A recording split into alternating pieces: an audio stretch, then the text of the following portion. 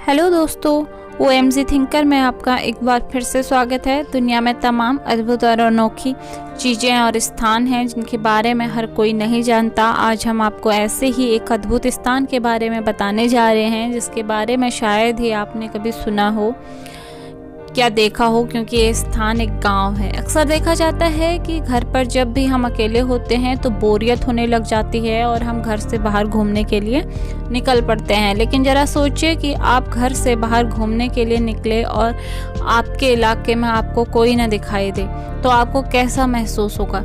ये कोई कहानी नहीं बल्कि सच्चाई है। जहाँ शहरों की ज़िंदगी दौड़ती भागती होती है तो वहीं गाँव की ज़िंदगी इससे बिल्कुल अलग होती है।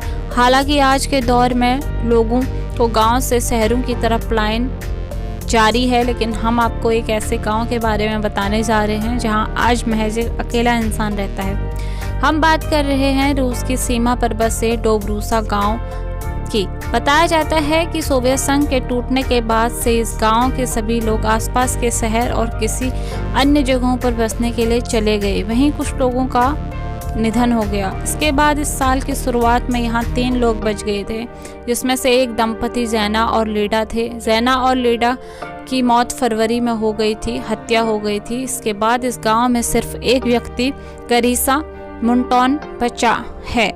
आज से करीब 3 दशक पहले इस गांव में तकरीबन 200 लोग रहते थे, लेकिन आज के समय में इस गांव में महज एक व्यक्ति रहता है। भले ही गरिसा मुंटोन के साथ कोई नहीं रहता है, लेकिन ये गांव में अकेले नहीं हैं। इनके साथ बहुत से जीव रहते हैं। गरिसा 5 कुत्ते, 9 टर्की पक्षी, 2 बिल्लियां, 42 मुर्गियां, 120 बत्तखें, 50 कबूतर और कई हजार मधुमक्खियों के साथ अपना जीवन यहाँ पे बिता रहे हैं। गरिसा मुंटोन का कहना है कि उनके गांव में करीब 50 घर थे, लेकिन अब अधिकतम लोग सोवियत संघ के टूटने के बाद नज़दीकी शहर मोल्डोवा, रूस या फिर यूरोप में जाकर बस चुके हैं। गरिसा इस बात को मानते हैं कि अकेले रहने की वजह से कई तरह की परेशानियों का सामना करना पड़ता है। मुंटोन ने अपना अकेलापन दूर करने के लिए यह तरीका अपनाया। मुंटोन का कहना है कि खेतों में काम करने के दौरान वह पेड़ों से, पक्षियों से, जानवरों से बातें करते रहते हैं।